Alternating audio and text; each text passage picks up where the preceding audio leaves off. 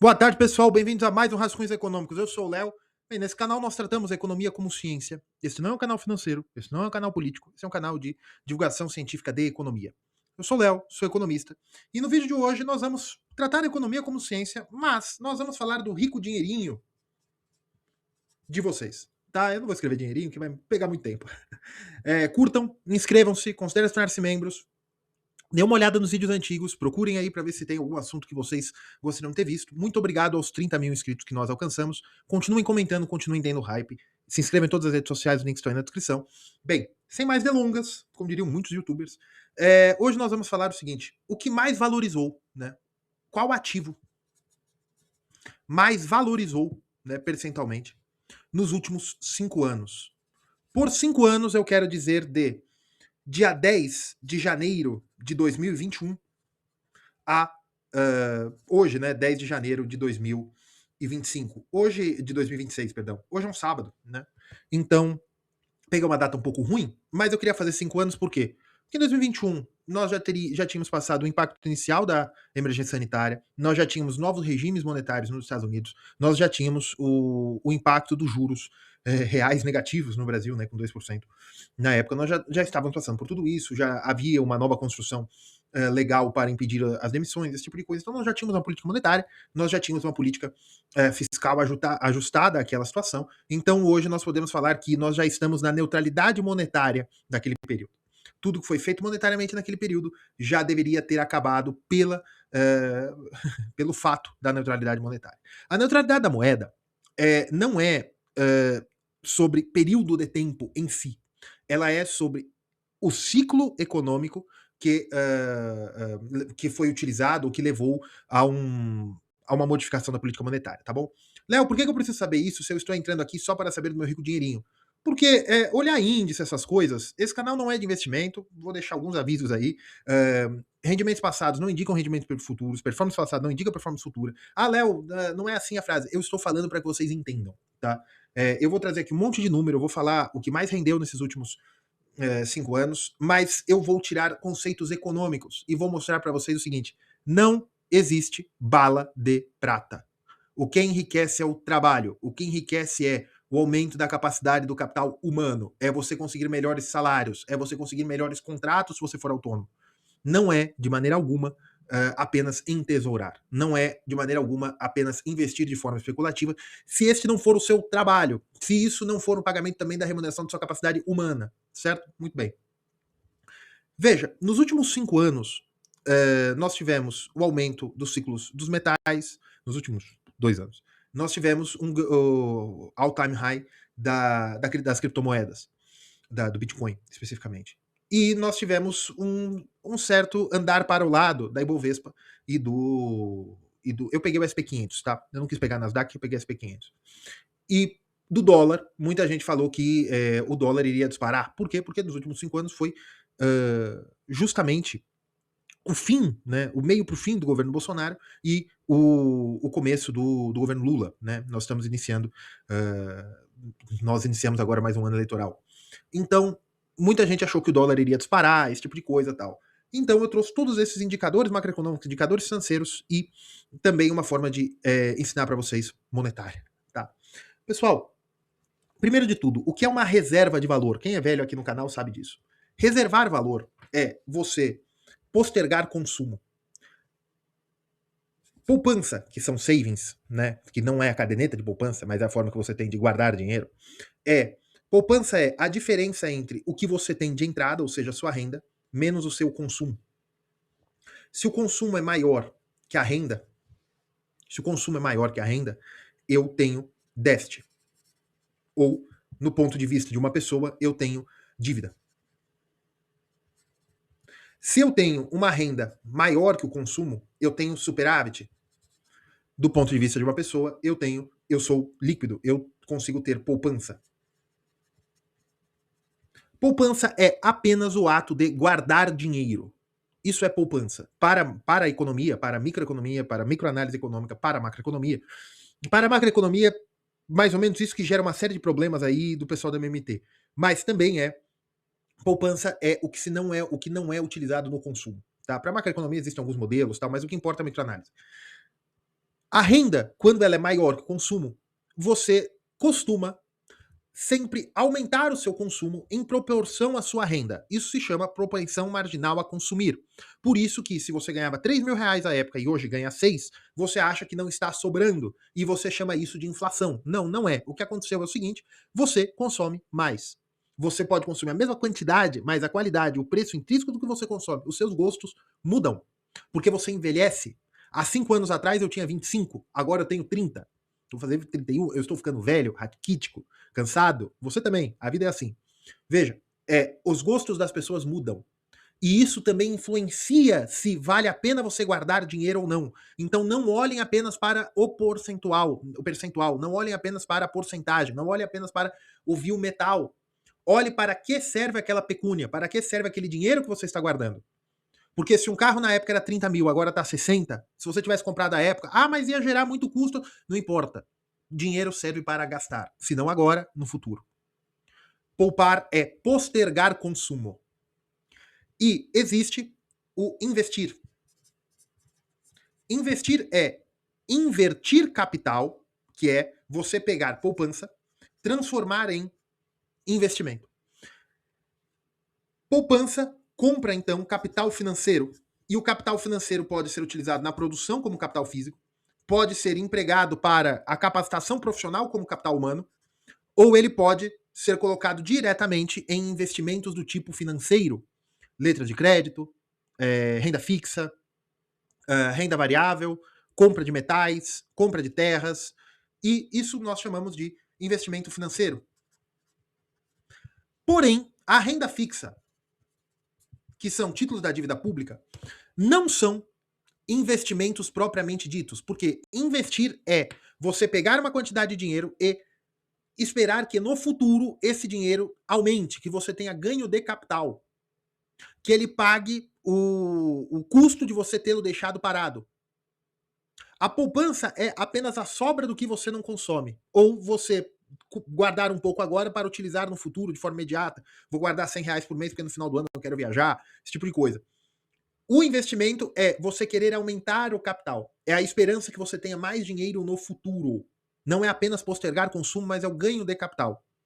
Isso é investir do ponto de vista micro. Do ponto de vista financeiro, renda fixa não é um investimento. Renda fixa é uma reserva de valor. Você comprar um CDB, você comprar um título tesouro, você comprar até uma debenture, dependendo do risco, nada mais é do que você não postergar consumo, mas você quer receber no futuro o que você deixou de consumir hoje.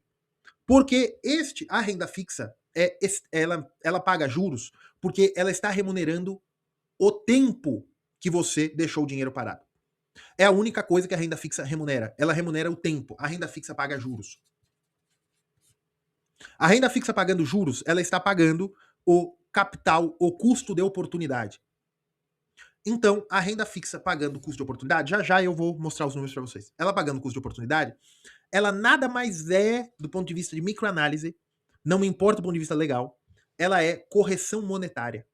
Ela é o encontrar do dinheiro de 2021 com a quantidade inflacionada de 2026.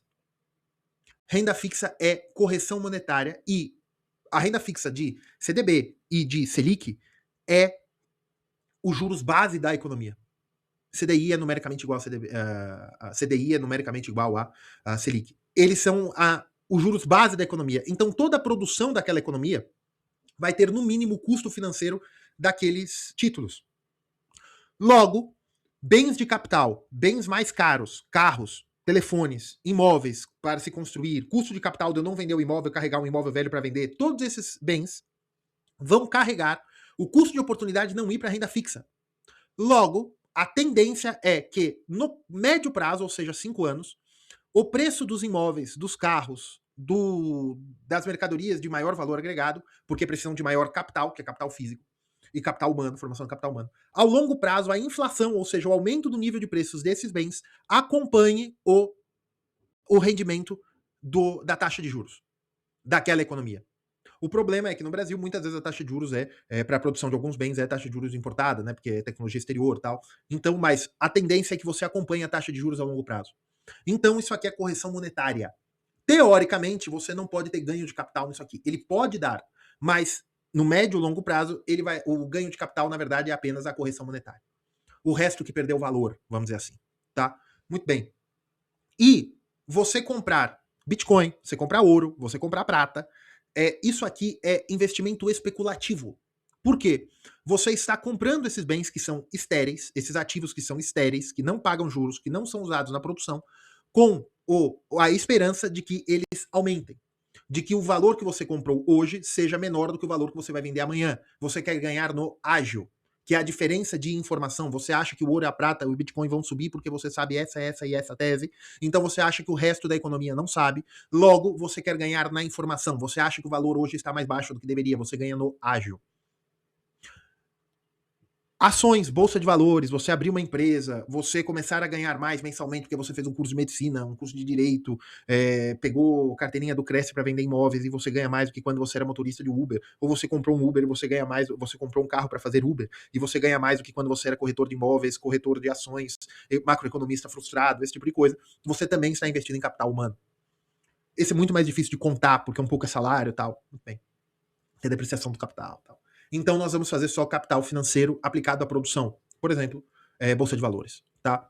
Então, por que eu estou falando tudo isso? Muita gente vai ter pulado, porque por isso que eu escolhi CDB, CDI, e eu escolhi Ibovespa, SP500, e eu peguei a inflação e o dólar, vou mostrar para vocês aqui. Certo, pessoal? Nos últimos 5 anos. Aqui eu coloquei 10 de janeiro de 21, só que tem alguns dados que são de 8 de janeiro de 21, 9 de janeiro de 21 e 11 de janeiro de 21. Tá? Por quê? Porque era um final de semana ali no meio, aí dependendo do que estava aberto, do que estava fechado. E aqui é a mesma coisa. Algumas coisas eu peguei de hoje, dia 10, o Bitcoin, né? Dia 10, eu tô na Armênia, então algumas horas antes de assistir isso aqui, para mim já é 2 horas da tarde. E você também tem coisas que o mercado fechou ontem na sexta-feira. Tá? Vamos lá. Se você tivesse comprado 100 mil reais, eu tinha 100 mil reais e eu queria fazer alguma coisa com o meu rico dinheirinho. Todo mundo falava que, por conta da emergência sanitária, o Brasil estava ruim, o Lula ia voltar, esse tipo de coisa, tal, o dólar iria disparar. O dólar dispararia, e se o Bolsonaro perdesse, o dólar ia disparar mais ainda, tal. Se eu tivesse pego 100 mil dólares, 100 mil reais, em 2020, em 10 de janeiro de 21, e comprado tudo em dólar, você teria 18.248 dólares, porque o câmbio do dia 8, se eu não me engano, estava R$ 5,48. Em 10 de janeiro de 2026, né, na verdade dia 9 de janeiro de 2026, o dólar fechou a 5,37, ou seja, você teria os seus 18.248 dólares. Aqui eu não tô contando imposto, não tô contando taxa de transação, não tô contando nada, nem IOF, nem nada, tá? Eu tô falando se você tivesse feito isso e não importa o imposto, tá? Porque não é investimento aqui, certo? Muito bem. Você teria R$ 97.992, ou seja, você perdeu nominalmente 2,1%, tá? Fora a inflação. Então foi um péssimo negócio você ter apostado na moeda dos Estados Unidos em vez da moeda do real. Era preferível você ter deixado 100 mil reais debaixo do colchão ou à vista na sua conta corrente de janeiro de 21 até janeiro de 26 do que você ter comprado dólares. Certo? Mas, se uma vez que você tivesse comprado os dólares e você tivesse aplicado a produção, ou seja, se você comprou para deixar como uma poupança, como um entesouramento, só dinheiro parado no colchão ou conta corrente à vista, que não pagasse juros, você perdeu o dinheiro. Porém, se você tivesse empregado na produção, tivesse comprado a cesta de ações que compõem o SP500, que na época, por volta de 10 de janeiro de 21, estava em 3.824 pontos, com 18 mil dólares, né? Você tivesse comprado 18 mil dólares na proporção dessas ações, hoje você teria 33.237 dólares, porque o SP500 está em 6.966 dólares, 6.966 pontos. Ou seja, se você tivesse comprado esses 18.248 dólares em ações correspondentes ao SP500, né, que é o índice, você coloca lá no índice e tal, procura um assessor de investimento, tá, gente? Hoje você teria R$ 178.482. Né? Você teria essa quantidade em dólares e você converte aqui pela taxa de câmbio de ontem, você teria R$ 178.482. Ou seja, você ganhou bastante dinheiro. Ganhou 78% aplicando-o na produção. Se em reais, em dólares, você ganhou 82%. Porém, se você falasse, não, muito trabalho mandar para fora, aqui não considerando imposto, não considerando taxa de transação. Se eu tivesse comprado 100 mil reais em Ibov, estava em 125.076 pontos, hoje eu teria 130.620 reais. Por quê? A Ibovespa agora está a 163.370 pontos.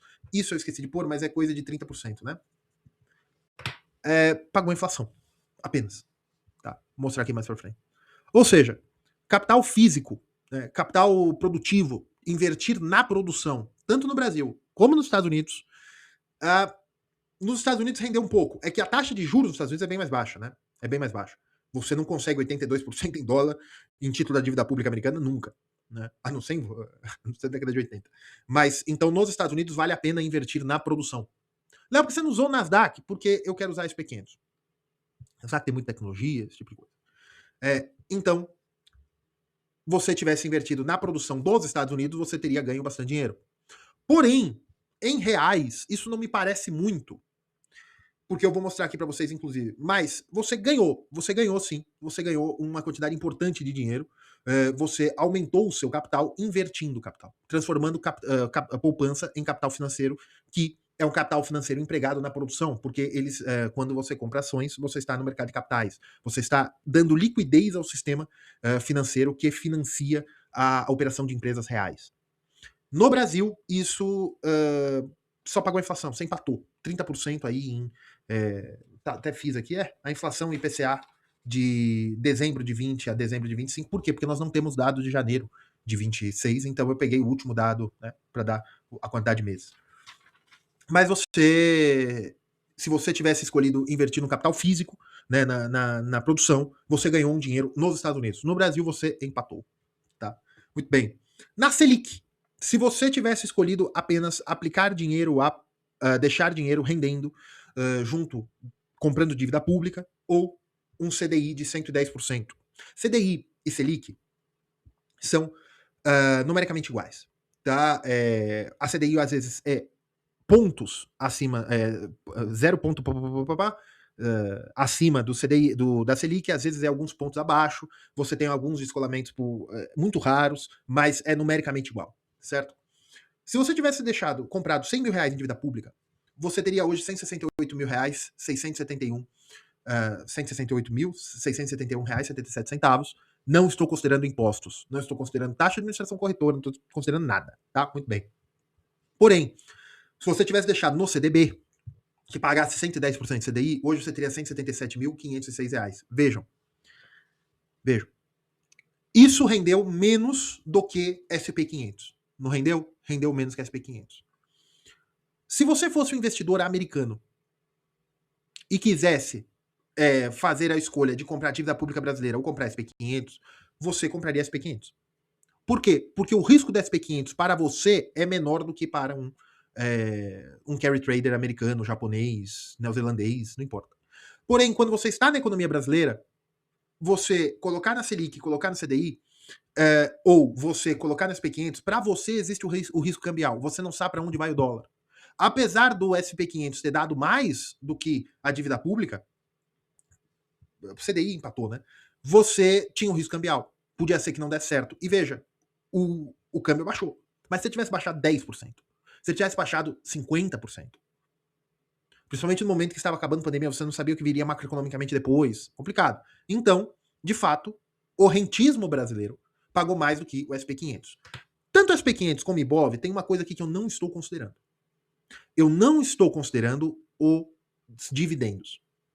Léo, o dividendo é 1% ao mês, tem coisa fantástica, porque se eu tivesse colocado ali em fundo imobiliário, em isso e aquilo, existem os dividendos, existe aquilo. Muito bem. Porém, por que eu não quero fazer isso nessa tabela? Porque eu quero ver o rendimento do capital. Eu quero ver o ganho de capital. Eu quero ver esterilidade. Tá? Muito bem. Procurem um assessor de investimentos. Tá? Mas a Selic pagou mais que a Selic e CDI pagaram aproximadamente a mesma coisa que o SP500 e pagaram muito mais que a Ibovespa. Se colocar dividendos, conseguir uma ação que paga um dividendozinho bom, tal, teria empatado também. Um pouquinho para mais, um pouquinho para menos. Ou seja, nem o Ibovespa é tão ruim, nem a Selic é tão boa. Léo, mas como assim eu consegui quase o dobro? Existem os dividendos. Tá? E aqui paga imposto de renda. Aqui também paga, mas tem os dividendos. Então, muito bem. Agora, se você tivesse pego o seu de rico dinheirinho e comprado ouro. Se você tivesse comprado ouro em 2021, você teria comprado. Eu fiz em dólares porque é mais fácil, tá? Porque você teria comprado em papéis. É muito difícil comprar, principalmente essa quantidade de ouro no Brasil. Você vai deixar guardado aonde? Gente, 9,87 ossos é coisa pra caramba. Não, Léo, não é tanta coisa, porque veja, uma onça são 31. Uma onça são 31,0. Não, são 31,101 gramas. Se você tivesse comprado 9,87 os, 31,101 gramas. Se você tivesse comprado 9,87 os, você teria 306 gramas. 306 gramas, seu Léo, não é nada. Sim, não é nada se não for um metal valioso. Você vai deixar guardado onde isso, bicho? Então, você comprar em papéis tem as suas vantagens, tá? Tem as suas vantagens. Tô falando que você deveria fazer isso. Tô falando que tem as suas vantagens, tá? Porém, se você tivesse comprado em metal, se você tivesse comprado moeda, né? Isso aqui são 10 euros. Mas se você for comprar uma moeda de ouro, você vai comprar um negócio chamado. Você vai pagar um negócio chamado prêmio. A moeda de 1 grama vale R$700, vamos supor. Porém, na hora que você for comprar a moeda de 1 grama, eles estão te cobrando 900. Porque eles estão cobrando mais de 10% de. Eles estão cobrando mais de 10% de prêmio, que é a confecção da moeda, tal, tal. É como se fosse a taxa de câmbio de você comprar o dólar financeiro, que é um contrato, ou você pegar o dólar físico em papel moeda. Tá, muito bem. Isso vocês têm que levar em consideração para essa conta, mais do que os impostos. Tá? Muito bem. Mas, considerando que nós pegássemos 100 mil reais, transformássemos em dólar, mandássemos para uma corretora dos Estados Unidos em janeiro de 2021 e falasse para o corretor: Hey man, how are you? Please buy everything in spot gold. Vocês entenderam? Vocês mandassem o cara comprar tudo em ouro spot. Contratos de ouro spot. Que são em onça. Onça é uma medida imperial, que são 31,101 gramas de ouro, mais ou menos. Ouro 999, ou seja, ouro puro. Mais puro possível. Você pegou os seus 18.248 dólares, são 100 mil reais à época, tá? E você comprou tudo em ouro. Se você tivesse comprado tudo em ouro, você teria contratos que lhe davam 9,87 onças, que são a conta que eu fiz, que são 300 e tantos gramas de ouro. Se você tivesse mantido esses contratos são seus, você comprou, a propriedade é sua. Você tivesse mantido esses contratos até ontem, você teria por onça de ouro, 4.510 dólares por onça de ouro. Isso significa que as suas 9,87 onças se tornaram 44.513 dólares, que por essa conversão daria mais de 239 mil reais. Ou seja, você teria dobrado seu capital por ágio. Só que tem um problema. Se você tivesse comprado título de dívida pública, se você tivesse comprado Ibovespa, se você tivesse comprado SP500, ou até mesmo dólar, você podia... O dólar, ele é plástico, né? Você compra o que você quiser. O SP500 tem um rendimento, tem as ações, você pode utilizar as ações como contrato para comprar outra coisa, você pode se alavancar, pode fazer um monte de coisa. O ouro, spot, você pode usar como garantia também. Você pode usar como colateral, uma série de coisas. Só que ele não é capital. O ouro é um ativo monetário, às vezes, mas ele é uma mercadoria. Você não emprega a produção, ele é estéril. Você, ganhei muito dinheiro, o que eu faço agora? Você vai vender as suas onças. Você vai diminuir a quantidade de mercadoria que você tem. Ah, mas as ações a mesma coisa, Léo. Mas tem um rendimento. Mas também, sim, eu tiro um pouco, eu efetuo um pouco de capital, mas todo mundo sabe que ele volta. Eu compro um novo. Você tem a realização de lucros. No ouro, eu posso fazer isso? Pode se ele tiver financiarizado. Mas os ciclos do ouro são mais complicados. Então, o ouro tem esse problema. Mas muito bem. Se você quiser sacar esse dinheiro, você vai diminuir essa quantidade de onças. Tá? Muito bem. E aqui você tem que você fez 144% em dólar, 139% em reais. Você transformou 100 mil reais em 239 mil reais, 18 mil dólares em 44 mil dólares. Suas 9 onças agora valem muito mais. Mas, se eu tivesse feito uma coisa muito mais arriscada, em janeiro de 2021, eu tivesse ligado pra corretora nos Estados Unidos e falado, hey man, I have listened some crazy guys in YouTube and they told me to buy silver. E o cara da corretora fala, man, are you crazy? Are you nuts? You can't do that. Silver is shit, man. Don't do that. Conversas baseadas em fatos reais.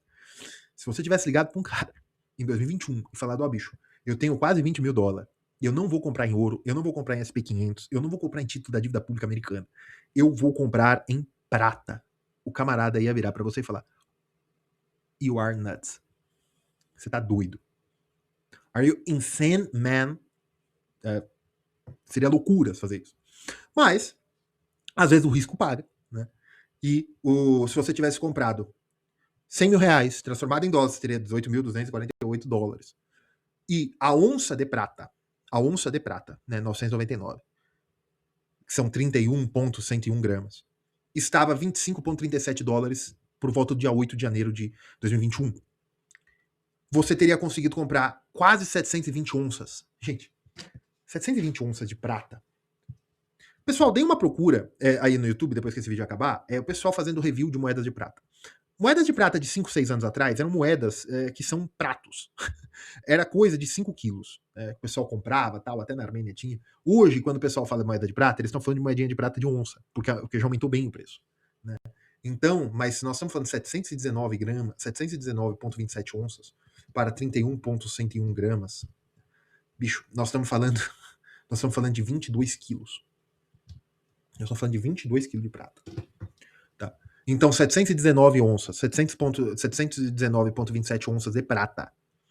Se você tivesse as mantido em contrato, né, até ontem e resolveu vendê-las, a onça de prata atingiu mais, hein? Ela atingiu 85, mas agora estava em 79,97 dólares a onça. Bicho, significa que você vai vender as suas 719 onças que você comprou por 2.248 dólares, você pode vendê-las por 57.521 dólares. Você transformou 18.248 dólares, que na época eram 100 mil reais, em hoje 57.521 dólares, que hoje são 308 mil reais, 308.891 reais 78 centavos. Ou seja, você teve um rendimento de 208% em real e valorização de 208% em reais e 215 em dólares. Bicho, você fez o ativo mais dos ativos tradicionais, que a prata nem é tão tradicional assim, mas os ativos tradicionais, você fez 208% em reais. Bicho, você estourou a banca. Não estourei a banca porque tem o Bitcoin. O Bitcoin é o futuro, porque, veja, prata é minerável, dólar é minerável, o pessoal imprime dólares, o ouro é minerável, tem até um alquimista paraguaio que fala que o ouro é impresso, e você não sabe quanto que é o aumento da M2 nos últimos não sei quanto, então é isso aí ou não é? Então é isso, o Bitcoin é a melhor coisa que tem. Beleza, tá, vamos ver. O Bitcoin estava 38.226 dólares por volta do dia no dia 10 de janeiro de 2021, tá? Foi o menor valor que eu consegui justamente para dar maior valorização, tá bom? Muito bem. Com 18 mil, eu consegui 0,47 bitcoins, quase meio bitcoin. Né? Aqui vocês viram que eu fiz a conta errada. Então, eu consegui 0,47 bitcoins, quase meio bitcoin. O Bitcoin foi para... chegou a 120 e tantos mil dólares, só que depois de 5 anos, né, de 10 de janeiro de 21 a 10 de janeiro de 26, nós tivemos um rendimento do Bitcoin de 139% em dólares. Dá uns 136% em reais. Ou seja, se você tivesse 100 mil reais, tivesse comprado 182 mil dólares de alguma coisa, 18 mil dólares de alguma coisa, colocado em Bitcoin, hoje os seus 0,47 Bitcoins são 232 mil reais. Dos ativos especulativos, o Bitcoin é o mais especulativo, ele é o mais inseguro, vamos dizer assim. Porém, e com menor utilização real, né? A prata é utilizada para produção de eletrônicos, ela é utilizada para produção química, para joias, a prata é utilizada para muitas coisas, o ouro também, além de ser um ativo monetário de Banco Central, o Bitcoin não. O Bitcoin não é usado para nada, para fora da economia financeira. Então, o Bitcoin é mais especulativo. Porém, o Bitcoin é o que pagou o menor rendimento. É o que ele pagou a menor valorização. O ágio do Bitcoin foi de 40%. Da prata foi 208, foi de 139%, perdão. Da prata foi 208, do ouro foi 144%. Tô falando em dólares, tá? Léo, mas o Bitcoin rendeu o dobro do SP500, ele rendeu o dobro da Bovespa, ele rendeu o dobro da Selic, do CDI. Sim. Rendeu não, né? Valorizou. Sim. Mas o risco se paga, né? Você tem um negócio chamado risco. Não, mas o Bitcoin... Não, veja, o ouro, a prata e o Bitcoin, do ponto de vista de valor real, de valor pecúnia, de quanto ele vale em dinheiro, ele é muito mais arriscado que título da dívida pública. Ele é muito mais arriscado que dólares, que você ter dólares parados. Esses 3% é o preço da liquidez global, gente, que você perdeu no último tempo. Então, sim, ativos de risco pagam mais do que ativos sem risco. Porém, para um investidor internacional, o que é mais arriscado? Ouro ou título da dívida pública do Brasil? Ouro ou título da dívida pública da Grécia? Ouro ou título da dívida pública do Paraguai? O ouro é mais seguro. O ouro é mais seguro que o próprio dólar. Então, o ouro é especulativo, mas é seguro.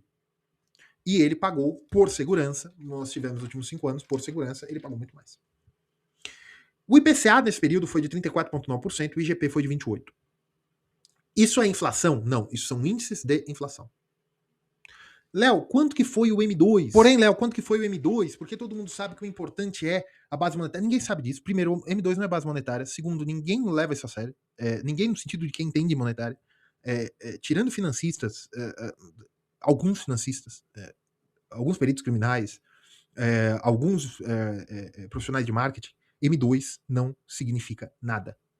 Porque M2 é liquidez. Gente, essa é uma confusão. Tem vídeo aí no canal, vários.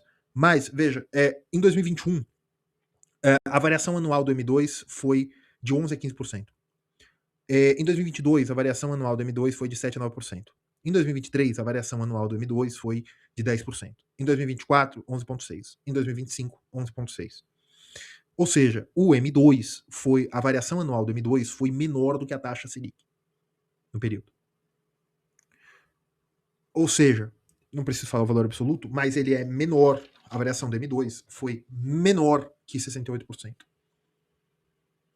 Porém, o aumento da atividade econômica, quando você fala aumento do M2, você está falando do ponto de vista nominal, você não está colocando com o PIB.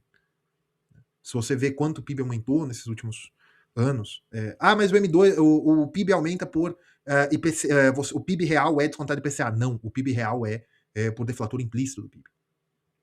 O PIB é calculado de outra forma. O PIB é a coisa mais parecida que existe com calcular todos os produtos. O PIB calculado de outra, o deflator do PIB é outro, não é IPCA, e ele é uma base amplíssima. Então, o deflator implícito é muito. Se você quer pegar a inflação da economia, você usa o deflator implícito. Só por que ele não importa? É que nem você fazer um mapa que você quer tão detalhado, mas tão detalhado, tão detalhado, mas tão detalhado que ele é do tamanho da coisa que você quer mapear. Então não serve de nada. Se eu quero fazer um mapa da cidade de São Paulo, mas eu quero ele muito bem detalhado. Então qual vai ser o tamanho desse mapa? Vai ser o tamanho da cidade de São Paulo. Aí, bicho, então não serve porcaria nenhuma. Então, esse é o problema de você usar o deflator. O deflator pega realmente qual é o nível de preço da economia, mas aqui importa. Então, por isso que você precisa de cestas de consumo. A cesta de consumo do brasileiro, segundo o Banco Central, que o Banco Central usa para estratégia monetária, o IPCA foi 34,9%. O IGP, 28%. Aí tem do comércio, tem do varejo, do atacado, tem um monte de coisa. Depois vocês procurem lá, tem o NPC, tem um monte de coisa.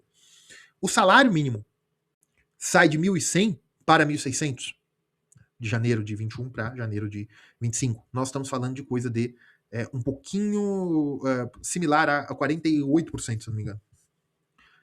Maior que a inflação? Sim, maior que a inflação, mas menor que o aumento da atividade econômica nesse período. Se você tivesse comprado título da dívida pública em quantidade de salários mínimos, vamos dizer assim, se você tivesse comprado, por exemplo, você estava 1.100, se você tivesse comprado 100 mil reais, né, seriam 90,909 salários mínimos. E salário mínimo indo para 1.621, né, com esses 90,9 seriam 147 mil reais hoje, ele é mais. Ou seja, a dívida pública aumentou em proporção de salários mínimos, né, que é a remuneração mínima do capital humano, ela aumentou mais. Porém, isso não quer dizer muita coisa. Vejam, por que eu trouxe essa. Por que eu gosto de fazer isso no começo do ano? Né? O canal tá tendo quase um ano aí, vai completar um ano dia 20 e tantos de fevereiro. Por que eu gosto? Porque eu fiz a última vez isso também, dia 20 e tantos de fevereiro, que eu fiz nos últimos. Eu tinha feito nos últimos 30 anos, por que eu gosto de fazer? Porque no começo de fevereiro a gente quer emagrecer, a gente quer ganhar dinheiro, a gente quer mudar de carreira, a gente quer trocar de namorada, a gente quer trocar de opção sexual, quer fazer um monte de coisa, trocar de religião. Né? As pessoas passam por essas fases. Porém, essas coisas passam, aí as pessoas ficam, olha, se eu tivesse guardar dinheiro no final do ano, agora eu teria muito mais. Se tivesse isso, se tivesse aquilo, tal. Eu fiz em 5 anos, porque é o certo. De um ano para outro é difícil. Porque tem distorção, às vezes você ganha a inflação antes do resto do sistema ganhar, por exemplo, na Bolsa de Valores. Então, ganhei 30% esse ano na Bolsa de Valores, mas aí a Bolsa anda de lado durante 5 anos e a inflação em 5 anos chega no rendimento da Bolsa de Valores, entenderam o que eu quero dizer? Então é difícil, porque aí você... Mas o objetivo desse vídeo é falar para vocês o seguinte: o capital financeiro empregado à produção rende, ou deveria render, a mesma coisa do ganho de capital das empresas. E as empresas devem se adequar ao aumento do custo dos capitais, que é o aumento da taxa base de juros. Os ativos especulativos, como ouro, prata, Bitcoin, petróleo, soja, petróleo e soja não são especulativos, perdão. O ouro, a prata e o Bitcoin e alguns outros ativos especulativos, eles pagam prêmio de risco. E eles tendem a pagar prêmio de risco quando o rendimento da economia real está mais baixo. Porque quando o rendimento da economia real está mais baixa, ele também está mais seguro. E os investidores, por expectativas nacionais, tendem a ir para coisas que rendem um percentual maior. Porém, quando estes começam a render um percentual maior, você diminui o rendimento do especulativo. Porque as pessoas tomam maior apetite de risco. Tá? Esse foi só um vídeo para falar para vocês como é que é a aplicação do capital na prática. Vocês podem ver que no médio prazo, os aumentos monetários, a má administração, esse tipo de coisa, não importa. O dólar e o real estão parelhos nesses últimos 5 anos. O SP 500 rendeu mais do que a economia brasileira do ponto de vista de rendimento, mesmo o Brasil estando integrado aos padrões internacionais de produção, o que significa que o sistema financeiro brasileiro é disfuncional.